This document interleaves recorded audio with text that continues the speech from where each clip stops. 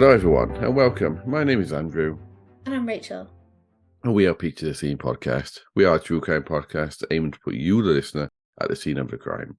Each week we delve into the murky world of lesser known crimes from the UK and Ireland, and occasionally we venture into renowned cases from around the globe. Now, as with any true crime podcast, listener discretion is always advised, and today's episode is no exception, as it involves descriptions of murder, violence to both adults and children. Now, if you like what you hear, obviously you don't like hearing about violence to adults and children, but if you like what you hear from us, please do follow us on whatever social media platform you prefer, subscribe to us on your preferred podcast platform of choice, and if you have the capability, give us a rating and review as well. It really means the world to us, doesn't it, Rachel? Yeah, and just as an aside, sorry guys if you can hear me sniffing today. Hay fever. The pollen count is insane. So just feel for me, guys. Yeah, if you like us that much that you want to support us, you can do so for less than the price of a cup of tea or coffee on Patreon, with our lowest tier starting at £1 per month. We release bonus content every month, and the links to our social medias and our Patreon can be found in the show notes, or visit patreon.com/scenepod. That's patreon.com/STENEPOD. And to all of our wonderful Patreon subscribers, we are loving having our chats with you and catching up on the platform. So keep on posting, guys. Yes, indeed. And because it's now both of us talking to them, isn't it, Rachel? Andrew relinquished the power and gave me access. Yes, indeed. Now, we do, where possible, now release that episode a week early for our Patreon supporters. So you don't have to run really fast like the Flash to move around in time. All you need to do is subscribe to us. Now, this episode, Rachel, and for our listeners out there, is being released 8 days before our very first ever live episode, in which we'll also be giving away 2 sets of prizes of some merchandise. So it's not too late to sign up to Patreon and be with a chance of winning some prizes, but also watching us live. And that's a prize in itself, isn't it, Rachel? Yeah. I mean, it's starting to set in now, the fear. Hopefully people turn up. The live might just be me and Andrew on a normal recording day. Yeah, it could be, pretending that we're talking to people so we seem like we're popular. Should we insert some audience, some fake 1990s game show audience? Yeah, well, I could do that. Yeah, go! Yeah. So he got killed. Yay! Anyway, Rachel, how are you doing? Yeah, I'm good, thank you. How are you? I'm not too bad, thank you. I'm not too bad. Not sparkly today, then. I'm not sparkly, but the day's still young, so who knows what will happen by the end of the day. We're going to record something a little bit fun after this as well that will be released before this episode, so you'll all know what it is, but I'm sure that'll cheer you up. Yes, and hopefully it won't involve bananas.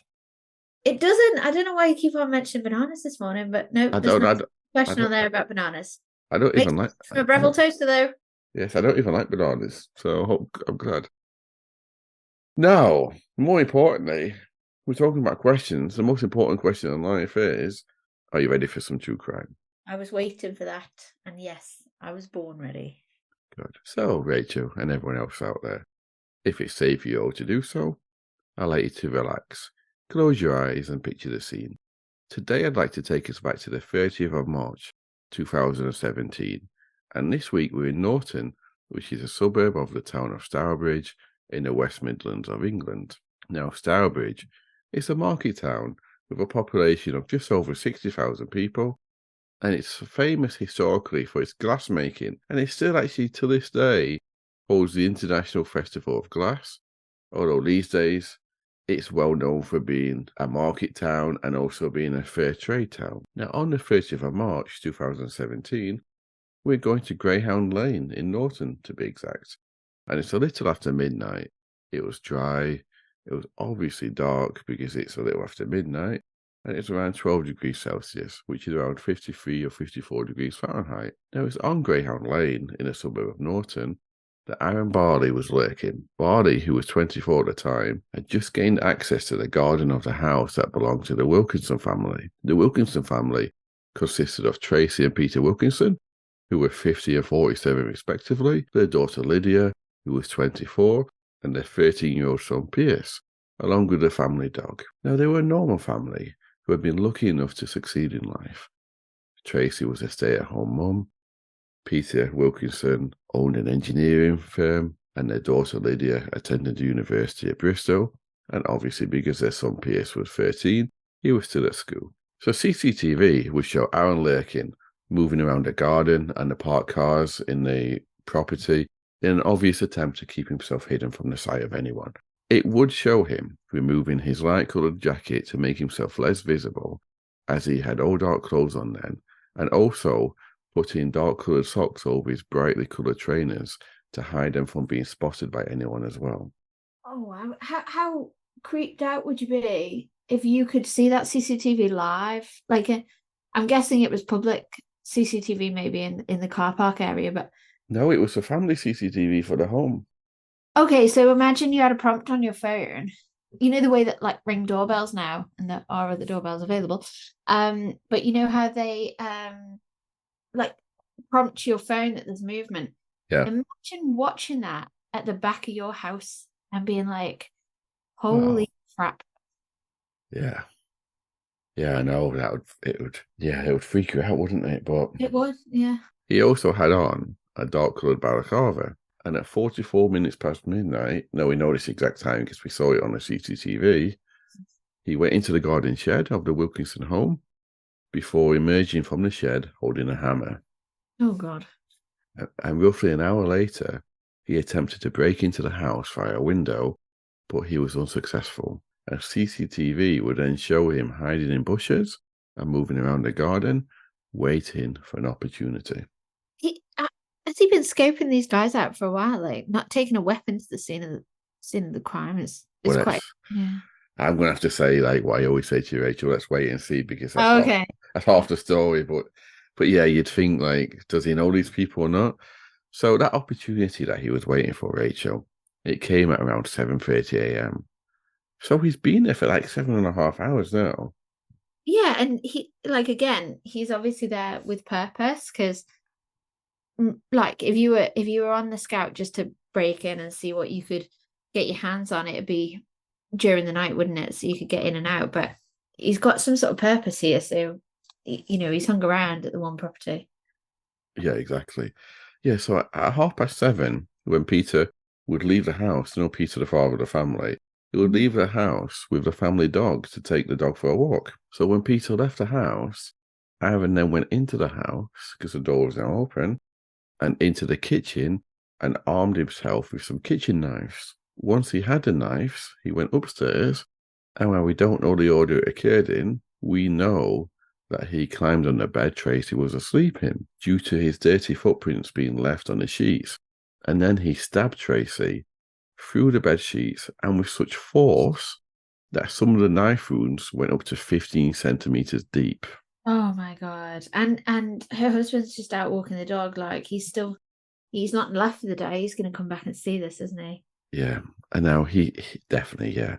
Now he stabbed Tracy 17 times in total before discarding a knife he used to stab her. But obviously we don't know the order, so they're assuming this was the order, but they don't know exactly, but it makes sense. He also then went into the bedroom of 13-year-old Pierce and stabbed him at least 8 times, again with such force that it caused one of his lungs to collapse, and his spinal cord was almost divided in two. Now, look, yeah, I know. And this happened like 6 years ago in the West Midlands, basically suburbs of Birmingham as well. So luckily, I know it seems odd me saying this word, but luckily, Lydia, their daughter, was at university at the time, so she wasn't harmed. Well, I mean, luckily, I guess for the parents, knowing that at least one of their children was safe, but I can't imagine what it would be like to be the only family member that isn't harmed during such a horrific attack, or even home and able to do something, being far away at university, that wouldn't have sat well with her, would it? Like, no. in the aftermath. You got to remember, Peter was still walking the dog at this time. Yeah. So yes. we know that all these, like him entering into the house and stabbing both of them, we knew it would take less than 30 minutes because the CCTV for the house would show Peter returning home with the dog just before 8 a.m. that morning. Yeah. But Aaron was still in the house. So the attack on Peter began in the kitchen. Oh. But Peter was driven into the garden during the attack. So half of it was caught on CCTV. So he was driven into the garden during the attack. And so the footage, CCTV footage, would show Peter pleading with Aaron not to hurt him or his family, because he didn't know what happened to his family. No. But all Aaron did was to carry on the attack and shout at Peter, "Die, you bastard." Oh my God. What's the purpose behind such a brutal attack? I know you're going to go on to say it, but just my natural reaction right now is, what the hell? I know. So for reasons, when you find out more details, you're going to be like, whoa, like this case is like months. It's been months since we've had, for me, a case like this. But anyway, for reasons unknown to anyone to this day, after he had stabbed Peter 6 times, he suddenly stopped. And then he drove off with the family Land Rover Discovery that was parked in a driveway. Now, Peter managed to get to his phone and call the emergency services. And when they arrived, they at first found Peter. He was alive but critically ill. And in the house, they then found Tracy in bed and dead. Pierce, their 13-year-old son, was still alive, but only just. And when they came upon him, they tried their best to save his life on the spot there and then.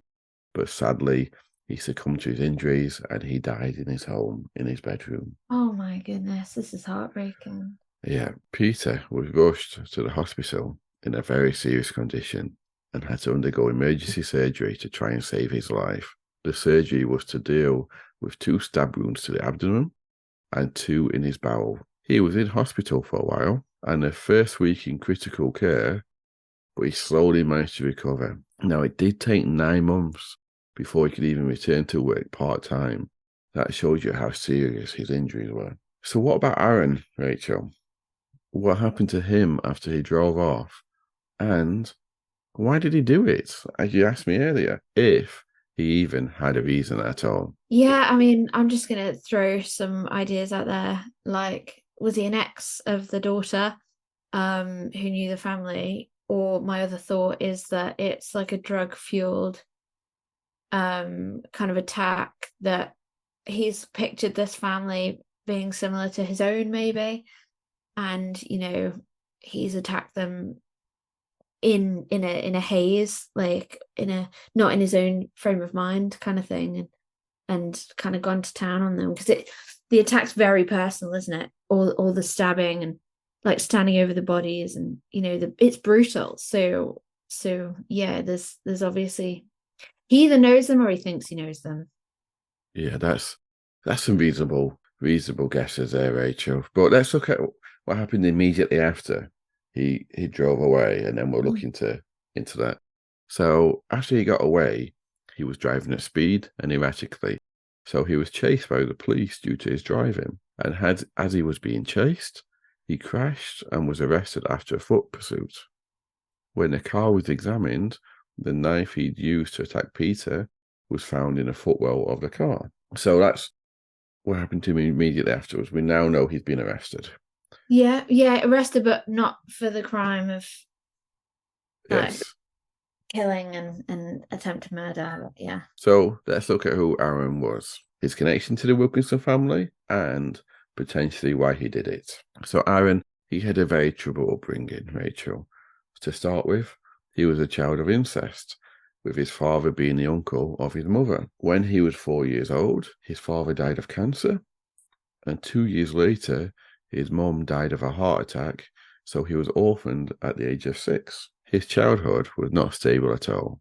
He was in and out of different foster care homes, as well as other relatives of his. He never had a long-term home. You're thinking, he's been quite sympathetic towards him here. I'm just telling you the facts. I'm not saying he's got an excuse to do anything. So when he was 11, he was kicked out of a children's home for violent attacks on other kids, as well as stealing a staff member's car. One of his former friends at the time, who stayed anonymous, would say this about him. Aaron went to Uplands. Uplands, by the way, was the name of the children's home. Aaron went to Uplands when he was about 11, and he was there for at least 6 months. He and another lad once broke into the office and stole keys for a car belonging to the children's home and went off in it. I think he was moved from Uplands because his behaviour was so bad. And this is Aaron at 11 years old. Yeah, but don't they say children of incest aren't like that when they develop and their brains are developing, like there's a very different pattern and like how they approach like logical thinking and feelings and all of that. And that's why like you shouldn't obviously sleep with your brother or sister, guys and gals, or your parents and have children. Don't procreate. But yeah, that's, I'm not condoning his behavior, but at 11 he probably wouldn't function the way that an average 11-year-old would. That's interesting, Rachel. I didn't know that. I didn't know that about children of incest, and it's also interesting you say that because in a moment I'll give you another quote which kind of confirms what you've just said. But yeah, I mean, like fetal development as well can like, you know, their hands and their toes and, you know, like it can lead to like physical like problems, but as well, yeah, absolutely, like development of internal organs such as the brain and things like that too. That's really interesting. I'm gonna have to look more into this, but And like and that's the thing, like people just think the incest is a crime, obviously, because you know it's either someone is taking advantage of someone, right? An older sibling taking advantage of a younger sibling, regardless of age, or you know, a parent and a child, or however that looks. It's thought of as wrong, but it's not just illegal because it's not right in the eyes of God or, you know, human society, but there are reasons why as well. And it is because, you know, people with the same or similar DNA profiles should not procreate. But apparently cousins can. I didn't know that until recently. Don't ask me why I know. I'm not going to tell you. And it's nothing to do with me, guys. But cousins can get happily married and live happily ever after. Yeah, I didn't know that. As well as that friend, a former teacher of Aaron's, Eileen Adams, would say that he was a typical Jekyll and Hyde character, in a sense that he could be caring and sensitive, but also threatening.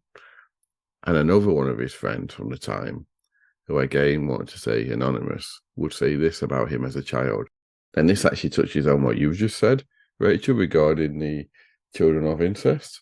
Okay. They said this: "We never saw him crying. He didn't like being touched.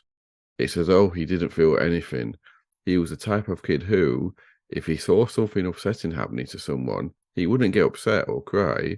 He would just stand and watch.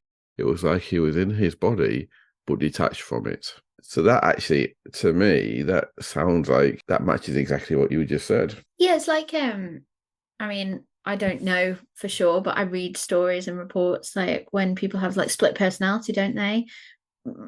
In the moment that they are who they say they are, which could be a different personality at that moment, you know, they aren't, there's no part of them that is like Andrew or Rachel. It is like, you know, their alter ego, isn't it? And that they are essentially like completely separate from their human form or whatever you want to call it. So no, it makes sense. Exactly, yeah. And as he grew older, the trouble wouldn't stop. And one notable incident was that he went missing when he was 13, causing the local police to start a missing campaign to try to find him. That was like a big media campaign with his photo in all the local news and whatnot.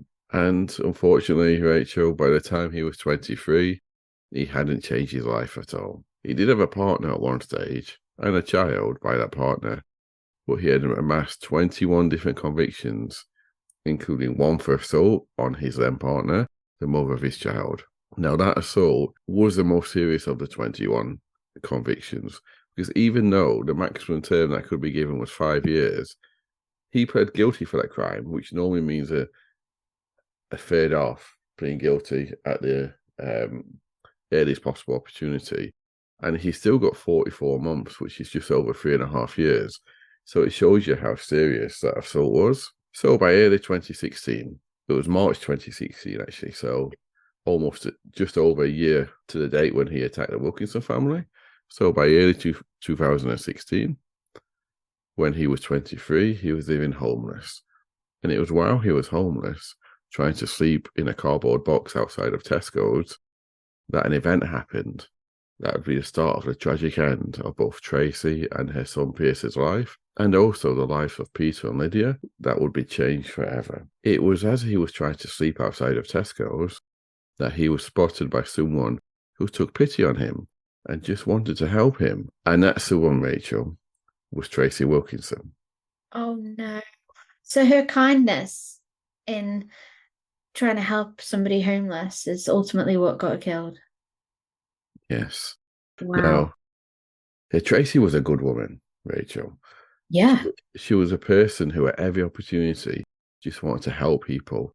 And as she saw this young man without any hope in his life, she knew it was her duty to help him. So she went over to him outside Tesco's and she spoke to him and she took him home. And on that day, she actually gave him the meal that she'd prepared for Peter so that he could have a hot meal. She washed his clothes and she let him shower.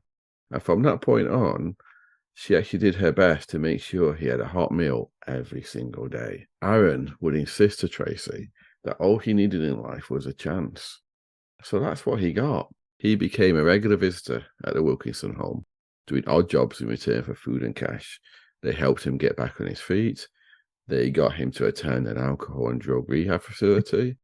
And though at that facility, volunteers would report that he was obsessed with weapons, in particular knives. He would tell staff and other attendees at that rehab that he had two aims in life: to kill a policeman and to kill a prison officer. Wow. These remarks, however, were dismissed by all as simple bragging caused by drug abuse. The company that Peter Wilkinson owned, Asset International, actually Peter got the company to create a charitable foundation just so they could help Aaron. They helped him get a flat and they got him a job at Newport Docks in Peter Wilkinson's company. And everything seemed to be going really well for Aaron. He was getting a second chance, and it seems he was correct. He told Tracy when they first met that all he needed was a chance, and this is what he had now. Now, unfortunately, things then started turning bad for Aaron. Work absence became more frequent. He was evicted from his flat, and several managers at his workplace reported him for aggressive behavior towards them. And it was sad for Peter, but he had to fire him. He had to let him go. That didn't mean that the Wilkinson family pushed him to one side. They always stuck by him, Rachel, and he seems to be really thankful of this. Yeah, and Peter Wilkinson was a businessman. He obviously wanted to protect his work colleagues and, you know, how they felt, and had to do something about that level of disrespect. But I completely understand that personally, you know, they would have taken a different approach than he would have taken professionally. Yeah, exactly. And Aaron even spent the Christmas before the attacks with them at the Wilkinson home, and he even gave Tracy a Christmas card that was addressed to them, and he addressed it to the mother that I never had. When he was evicted from his flat, they let him live with them until he got another. In October 2016, Aaron was arrested and charged with offences of theft and assaulting a police officer, and he was bailed by the police. He went straight to the Wilkinson's house, where he was found asleep on the drive, and once again, they helped him. And even though Peter had to let him go from his own company, he stepped in again, and he managed to get him a job as a furniture polisher in February of 2017, just over a month before the attack. But it wouldn't be long, though, before he was fired from that job after telling his employers that he was taking drugs and he couldn't be bothered to do any work. In February as well, same February, he would post on Facebook that he wanted to kill his family, and he asked his followers on Facebook how many people they thought he could kill before the police caught him. Oh my goodness. His behaviour became more and more erratic. And Did anyone report that? No, I don't think so. Wild, isn't it? I mean, if you saw a friend of yours, or a colleague, associate, someone you knew on social media saying that, what would your first inclination be? I don't know. I honestly don't know. I mean, sorry. Yeah, no, I don't know, actually, because, you think, oh, I want to help, but would you? Depends on him. So if he was the type of person who always said it, we've had this discussion in the past. Yeah, you'd think the decent thing to do would be to report it, but the easiest thing to do would be to ignore it, wouldn't it? Mm. Yeah, yeah, I see what I'm you're not, saying. yeah, I'm not sure. I'm not sure I could, like, concerned citizen over here, but I just wouldn't want to be at the receiving end, especially if I knew him. Like, who was going to be top of his hit list apart from, I think you said police before, didn't you? Yeah, Wanted to kill a police officer and someone else, but yeah, yeah, interesting. it is interesting, and his behaviour became more and more erratic.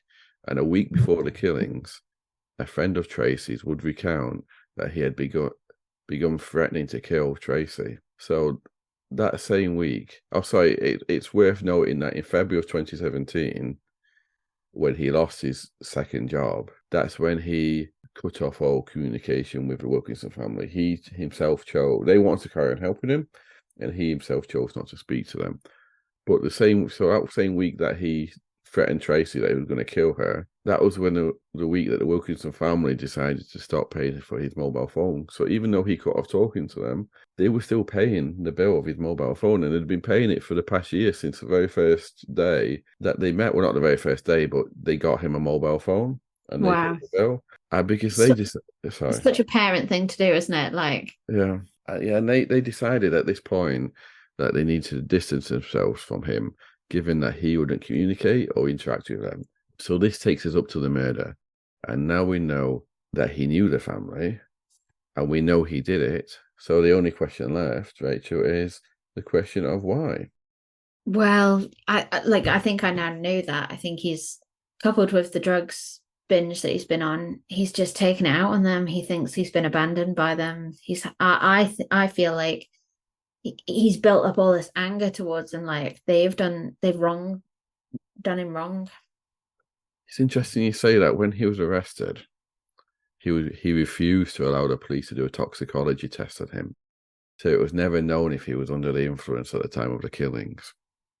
He would openly admit he killed the pair, saying that he only intended to kill Peter, but he killed Tracy and Pierce when they disturbed him downstairs. But it's worth noting that that isn't what the evidence indicated, because he stood on Tracy's bed while she was still under the covers and he stabbed her. So he didn't get disturbed. Because he admitted guilty straight away at the interviews, they needed to see if he had any type of defense for the crimes due to mental illness. So they had him assessed by more than one expert, both the defense and the prosecution.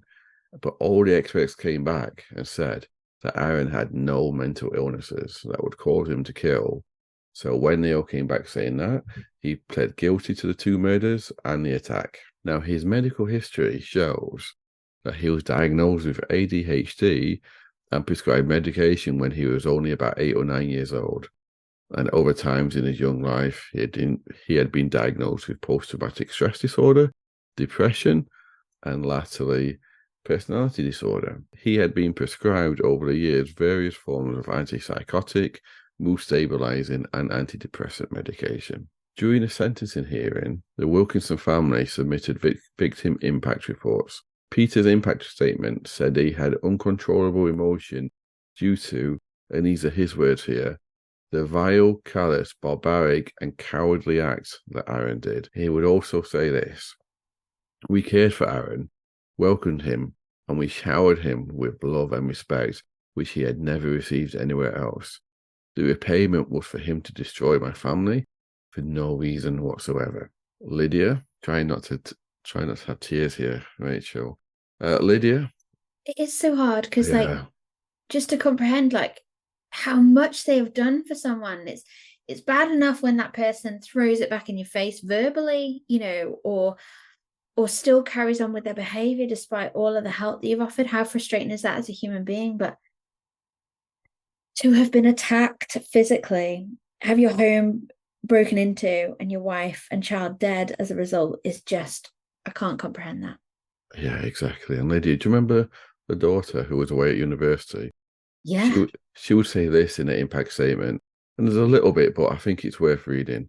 It's not the full statement, but she says, I remember typing into Google Stourbridge stabbings, and the first link showed a photo of my house with police tape around it. I remember ringing my boyfriend saying, it's me, it's us. they'd been stabbed. West Midlands police then got to me and asked what I knew. And I just said that they had all been stabbed. They said, "We are very sorry to tell you that your mum and brother have passed away, and your dad is in theatre, and we don't know whether he will survive or not. We have had no news." So Lydia was actually due to return home from university the day after the attacks, and she had promised her brother that she'd meet him at the school gates and that she was looking forward to going dress shopping with her mum. She would then say, "I remember coming back in the car from Bristol. I was planning a triple funeral and how I was going to go about that on my own. They took me to critical care, and that was the first time I saw my dad, with countless machines hooked up to him, a lot of doctors around his bed. I remember thinking at that point in time that I was going to lose him as well, because nobody could survive that state. I thought he was going to pass away that night. I knew there was nothing I could do to help my mum and Pierce as they had tragically passed away. So my sole focus at that moment in time was my dad, because he was the only thing I had left in my life." Now, because of her father's condition, I've actually got tears here, Rachel. I'm getting so sensitive in my old age here. It is so emotive, though, and I know that Yeah, every case we deal with has connected parties and victim impact statements, but some hit harder than others. they do indeed. They do indeed, you're right. Now, because of her father's condition, she was the one who had to identify her mum and her brother's bodies. Can you imagine that, Oh Rachel? my God. How old was she? 19? 24. Not that it makes a difference. It's, Yeah, a child should never have to do that. But seriously, like yeah, her own brother and mother, like that's heartbreaking. it is. And no, she wanted to face Aaron in court. So her dad submitted his victim impact statement written, which is what a lot of people do. But she actually read hers out in front of him to his face in court. And she said a lot. And I'm just going to give you this one extra line here. "My parents helped you. You repaid them with destruction and heartache. You have obliterated my life. You've murdered half my family, very nearly all of it. And for this, I will never forgive you." So I think that's very brave to be able to stand up there and do that. Now, the judge took a long time to sum up and sentence Aaron, stating that she was able to give him a whole life sentence due to the nature of his crimes. And she said that she couldn't accept he only intended to kill Peter because the evidence didn't suggest that. And he took advantage of their kindness, only knowing the house so he could kill them because of their immense kindness that they showed him the house. She said that in the absence of any mental health conditions, she had to take into account the fact that he had pled guilty at the very first opportunity and some aspects of his past.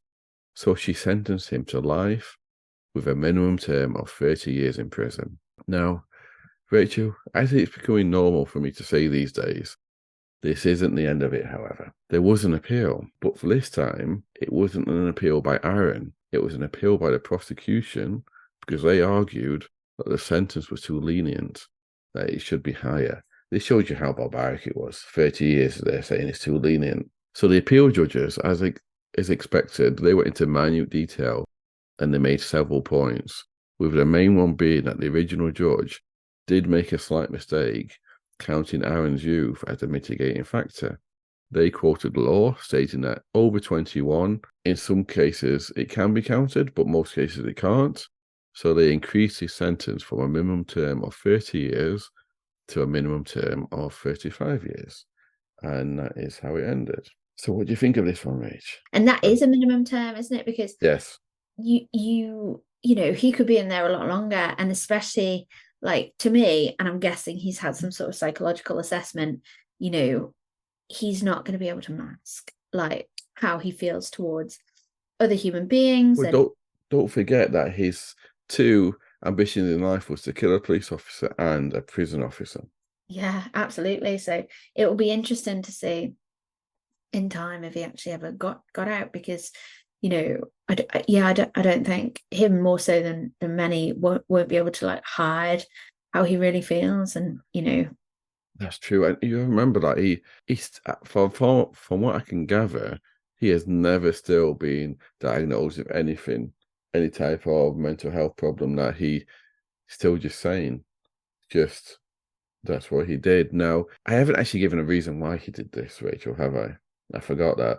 I mean, I guessed it was, hatred for being sacked and how he felt abandoned. He wasn't abandoned, just a caveat. I understand what the Wilkinsons did for him, but yeah, I guess he felt pain, an unnecessary level of hurt from them for what they did, Well, yeah, which but nice.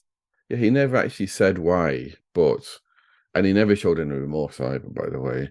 But it's been like an educated guess. It's been for one of two reasons. The first reason being that they cancelled his mobile phone contract, so he didn't have his mobile phone contract, and the second reason being that apparently they had spotted it was quite common throughout his life for him to blame others for the things that was going wrong in his life that he had caused. So they believe that maybe because he had been fired and he'd lost his place to live again, even though he stopped talking to them, he blamed them for that, even though it was him that did that. Yeah, doesn't all of these things, they're like red flags to you or me, but to him it's like, oh, it's never my fault. Yes. Such a sad story, this one. I'm surprised it's not more well known. Or maybe have you heard Yeah. of this one, Rachel? No, I haven't heard of this one, and it's quite a sensational case, really. That a homeless guy breaks in, attacks, and kills a mum and son, and leaves the dad for dead, and then gets partakes in a police chase. Really, that's quite a big kind of headline case, isn't it? But I'm surprised I haven't heard of it before. It made the BBC and a few newspapers, and also interesting that it's not often you see in England anyway, or in the UK. I know you see it in American places. An appeal being made by the prosecution for extending the sentence. I thought that was interesting. So shall I wrap this one up, Rachel? Yeah, I mean, I don't think there's much more you can say. It's just heartbreaking, but yeah. Exactly. So this has been season 3, episode 10, called "Biting the Hand That Feeds." And if it's safe for you to do so, I'd like you to relax. Close your eyes and picture the scene. We've all seen those social media posts where people film themselves trying to help the homeless just for likes and follows.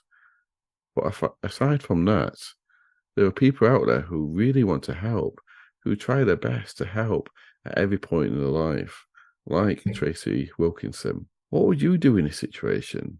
Would you help and continue to help? Or would you just walk straight by? So thank you everyone for listening to this. We hope that it's been informative. I can't say enjoyable, but it's been informative. And we'll see you next week, but also possibly we'll see you for our live show as well. Actually, see you. Yes. Okay, grand everyone. I'll see you next week. Thanks, guys. Bye.